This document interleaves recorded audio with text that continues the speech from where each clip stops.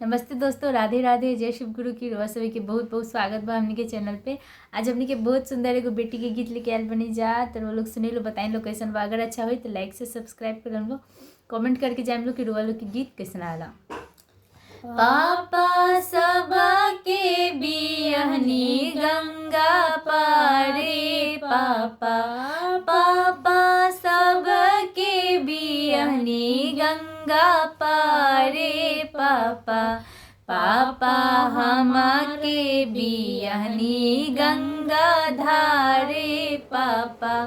पापा हमके बियहनी गंगा धारे, पापा पापा कैसे आइब कैसे जाइबे, पापा पापा कैसे आइब कैसे जाइबे, पापा